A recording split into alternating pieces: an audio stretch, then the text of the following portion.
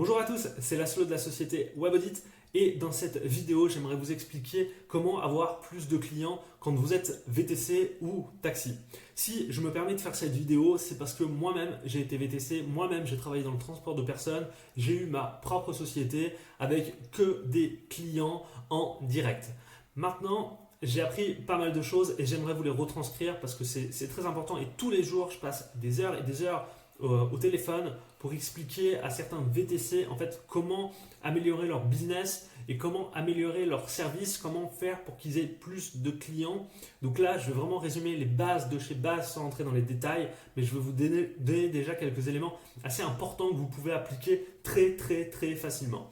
Donc la première chose à savoir quand vous êtes VTC ou taxi, c'est que vous répondez à un besoin d'un client. C'est extrêmement important de comprendre cette subtilité.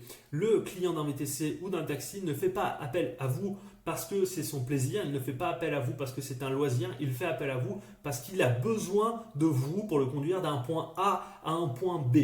Partant de ce principe-là, vous devez répondre à ce besoin. Et pour répondre aux besoins du client, la première chose à faire, c'est d'être disponible. Donc première chose, disponibilité. Il faut que vous le soyez toujours. Comment être toujours disponible alors que des fois vous êtes à 100 km de là du client en train de faire une course?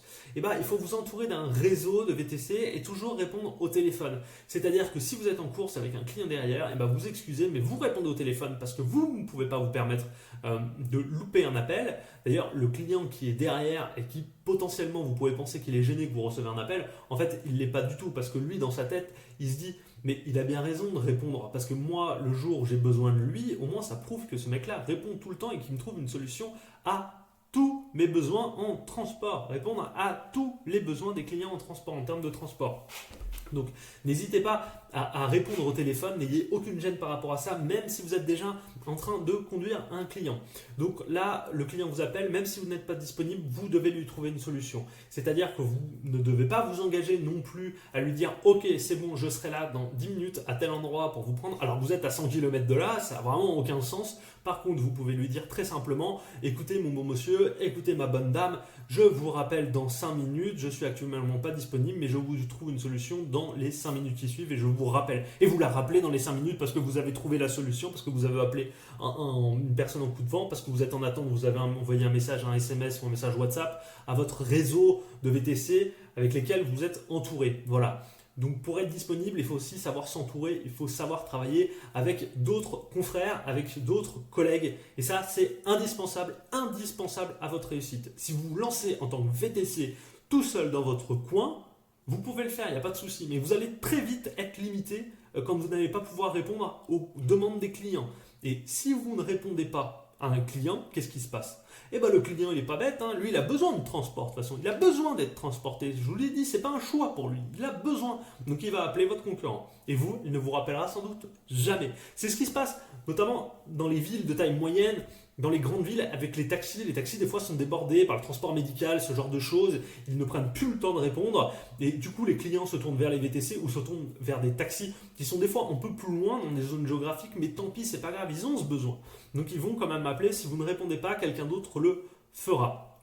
Donc ça, c'est vraiment mon premier gros conseil, disponibilité. Maintenant, le deuxième conseil que je peux vous donner, et qui est aussi vraiment important, et que trop de gens n'appliquent pas, c'est le professionnalisme. Il faut que vous soyez professionnel dans votre métier. Ça veut dire quoi? Ça veut dire avoir un véhicule propre et entretenu, accueillir la personne d'une façon accueillante, souriante, essayer d'établir un rapport et de comprendre ce que veut votre client tout de suite en rentrant dans votre véhicule. Est-ce qu'il veut papoter? Est-ce qu'il veut être tranquille? Est-ce qu'il veut écouter de la musique? Est-ce qu'il veut passer un appel? Vous devez déterminer dans la première minute ce que votre client veut faire pendant le trajet et et amener tout ce que vous pouvez pour qu'il soit satisfait du trajet. Voilà, tout simplement. Donc ça passe par des choses très simples, mais c'est très important. Attention, quand je dis à l'entretien du véhicule, je parle l'entretien du véhicule au sens large, bien évidemment. Il faut que les pneus soient gonflés, il ne faut pas que vous ayez une crevaison sur la route, ça la fout quand même mal. Il faut que vous ayez des pneus en bon état, on ne dérape pas dans un rond-point, ça la fout quand même mal. Il faut que votre véhicule soit propre et sente bon. Il y a des fois des passagers, je suis désolé, mais moi je l'ai vécu, hein, il y a des passagers qui sentent pas très bon, ça vous laisse dans le véhicule une odeur. Le prochain passager, il n'est pas très content. Et puis vous l'êtes pas non plus, hein, parce que moi j'aimais pas du tout ça. Donc une petite bombe, ce qui marche très bien, c'est le Sanitol, c'est une petite bombe de sambon en fait, mais avec du désinfectant dedans. Par exemple, voilà, les gens ont des chaussures sales, paf, sur le tissu, en bas, vous pouvez passer un coup de bombe et voilà, vous avez plus d'odeur, ça a désinfecté et ça a pas nettoyé, hein, on est d'accord. Il faut une shampooineuse pour ça. Pareil, voilà, si vous avez des sièges en tissu, la shampooineuse de temps en temps, une fois tous les ans, une fois tous les 2 ans, véhicule récent. Si vous avez des pets sur le pare-brise, faites-les réparer, faites jouer les assurances sur ça, vous payez je sais pas combien de centaines d'euros par an, plusieurs milliers d'euros par an. N'hésitez pas à faire appel de temps en temps aux assurances, pas tout le temps, sinon vous allez avoir des malus ou pire, vous allez être complètement rayé. Mais voilà, c'est quand même très important. Ce que je vois souvent et ce qui me rebute, alors vous allez dire, j'ai déjà parlé de la bombe désinfectante et tout ça, c'est un peu, je suis un peu trop dans l'hygiène, mais ce qui me rebute, c'est les TPE crades. Voilà, quand il y a des TPE, quand dans un resto, dans un VTC, dans un taxi, on présente la machine à carte bancaire qui est dégueulasse, ça m'énerve de poser mes doigts dessus, j'aime pas du tout. Donc voilà, ce sont vraiment des choses de base en fait, des choses de base mais qui sont très importantes. Et le troisième point dont je pourrais parler aussi, donc là c'était le deuxième, d'avoir un véhicule propre, d'être professionnel en fait, tout simplement, voilà, d'appliquer les règles du métier. Maintenant, le troisième, c'est la fidélisation client. C'est vraiment le pilier de votre réussite. C'est-à-dire que si vous avez déjà été professionnel, que vous avez fait bonne figure, que vous avez fait une belle prestation, que vous êtes content de vous quand vous déposez le client et quand il a payé, que le client est content parce que vous lui avez rendu service et que vous êtes content de votre prestation, alors il va falloir fidéliser votre client. C'est vraiment important. C'est la base. Le coût d'acquisition d'un client, voilà, on fait des sites internet pour les VTC, pour les taxis, ça a un coût. Vous faites imprimer des cartes de visite, vous faites imprimer des flyers et vous passez du temps à les distribuer à droite, à gauche. Vous allez passer du temps à aller dans les hôtels, à vous présenter, à vous dire voilà, je fais tel métier, je peux vous rendre service si vous avez besoin d'un transporteur. Le temps que vous passez dans les hôtels, tout ça à démarcher, tout ça, ça a un coût pour votre société. Donc ce coût, il est vraiment important et l'acquisition, le fait d'avoir un nouveau client dans votre véhicule, ça vous coûte cher. Voilà. Par contre, le fidéliser, c'est-à-dire le fait qu'il vous rappelle derrière, ce client est déjà venu chez vous, il vous rappelle, ça coûte quasiment rien. Ça coûte quoi? Ça coûte un peu de professionnalisme, ça coûte un peu de sympathie et ça coûte une bonne carte de visite et une bonne disponibilité. Voilà ce que ça coûte. Donc ça coûte rien. La carte de visite, ça va vous coûter, 20 centimes, vous la donnez, vous pouvez en donner 10 si vous voulez, si c'est bien passé. Donc vous n'hésitez surtout pas. Si possible, vous l'engagez. C'est-à-dire que pour que votre client s'engage dans votre société, c'est vraiment très important, ça va être la différence aussi entre vous et vos concurrents. Pour que le client s'engage à vous appeler, vous pouvez lui demander par exemple de laisser un avis sur votre société. Je vais vous expliquer pourquoi c'est très important. Chez WebAudit, on fait des sites pour les VTC et on les référence, ils sont dans les premières positions à chaque fois, systématiquement sur n'importe quelle ville. Donc ça apporte des clients à nos clients, qui sont des VTC. Sur ces sites, on crée des fiches Google My Business.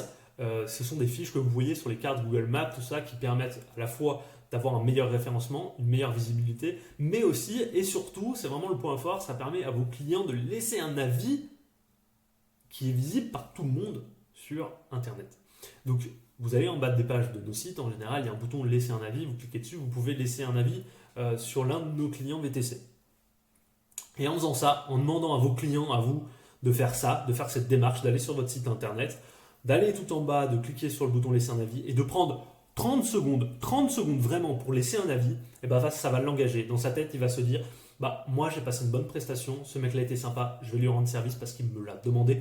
Demandez-lui, bien évidemment. C'est pas si vous avez le temps, est-ce que vous pouvez me laisser un avis parce que voilà. Non, quand vous demandez un avis, vous devez avoir une toute autre mentalité et dire écoutez mon bon monsieur, écoutez ma bonne dame, c'était un plaisir en tout cas pour moi de faire ce trajet. Si ça l'a été également pour vous, est-ce que je peux vous demander quelque chose? Et là vous attendez une réponse bien sûr.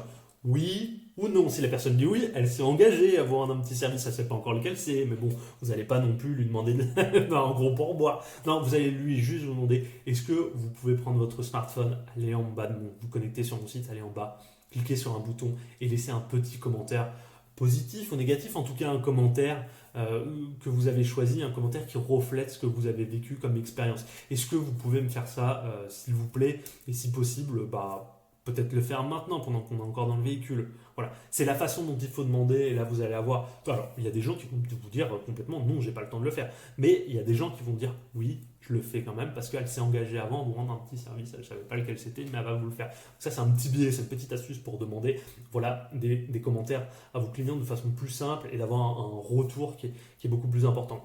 Je pense que si à 100 clients, vous leur demandez de la première façon que j'ai fait, de laisser un avis, je pense que voilà, sans être trop motivé, si vous avez le temps, laissez-moi, n'hésitez pas à laisser un avis. Alors là, vous donnez la porte ouverte à pas en laisser un, mais je pense que sur 100 clients à qui vous demandez ça, il y en a peut-être, allez, je dirais, entre 1 et 5 qui va le faire, et encore, et vous avez la majorité des chances qu'ils le fassent quand ils n'ont pas été forcément satisfaits ou d'avoir un commentaire un peu biaisé. Par contre, avec la seconde méthode, quand vous demandez activement un service à quelqu'un, bon, je vais vous expliquer pourquoi ça peut vous aider dans votre business, pourquoi ça peut vous aider à rendre de meilleurs services. Là, je pense que vous avez un taux de retour de 50%, c'est-à-dire sur 100 personnes à qui vous demandez, 50 vous vous laissez un avis, et ça c'est vérifié, ça c'est clairement vérifié. Donc, très important. Bon, maintenant, comment avoir plus de clients? La quatrième, pour moi, quatrième levier à mettre en place, c'est vraiment le levier de communication. Je ne vais pas y revenir trop sur ce levier de communication parce que c'est mon métier, je ne veux pas paraître vendeur de quelque chose parce que voilà, je ne veux pas que vous pensiez que ce soit subjectif mon point de vue, c'est vraiment objectif. Quand vous êtes premier sur certains mots-clés, quand vous avez un site internet qui est bien placé, aujourd'hui le réflexe des gens c'est de chercher sur internet un métier plus une localité, VTC Cergy Pontoise, VTC, je sais pas moi, Créteil, j'en sais rien, mais vraiment VTC Lyon, VTC Nice, VTC Montpellier, VTC Bordeaux, tout ce que vous voulez, taxi Poitiers, voilà, c'est vraiment, les gens ont cette méthodologie pour chercher et nous, on place les sites sur ces positions et je peux vous dire que voilà, ça marche. Quand vous êtes placé sur une bonne solution, il y a des appels qui tombent tout seuls. Il suffit ensuite pour vous de faire une belle prestation et vous avez déjà fidélisé un client qui va vous rappeler et le bouche-oreille va marcher aussi. Je sais qu'il y en a qui marchent qu'au bouche-oreille et que ça marche très bien. Je sais qu'il y en a qui marchent qu'avec un site internet et que ça marche très bien. Par contre, combiner les deux, c'est magnifique. Vraiment, ça va vous faire avoir beaucoup de courses. Imaginez, vous trouvez un client sur internet, ça se passe bien, il y a du bouche-oreille, il vous rapporte 2-3 autres clients. Putain, c'est bingo quoi pour vous. Franchement, c'est bingo. Donc, il n'y a pas d'effort de votre part à faire. Il y a juste à investir dans un site internet. Ça ne coûte pas si cher. Hein. Nos offres, elles sont vraiment pas si chères. Pour un VTC, c'est largement abordable. Il y a juste à être professionnel derrière, à être disponible et à fidéliser votre client. Et franchement, vous avez déjà 4 biais, 4 leviers importants pour fonctionner correctement. Après, voilà, il y a une cinquième chose qu'il faut savoir pour avoir des nouveaux clients et pour faire votre clientèle, c'est que ça s'achète une clientèle, il faut accepter d'investir dedans, il faut être patient. Voilà, investir et patience. Patience et investir. C'est vraiment important. Vous ne pouvez pas du jour au lendemain tourner à plein pot ou à plein régime, ou alors vous avez beaucoup de chance, ou alors il n'y avait personne, il y a un marché qui n'est pas du tout utilisé, mais dans la majorité des cas, c'est pas ça. On grappille client par client, bouche-oreille par bouche-oreille, les nouveaux clients et on bâtit son business comme ça. Donc voilà, j'espère que je vous ai apporté quelques éléments en tout cas pour mieux réussir dans votre business. Je vous remercie d'avoir regardé cette vidéo et je vous dis à très bientôt. Au revoir.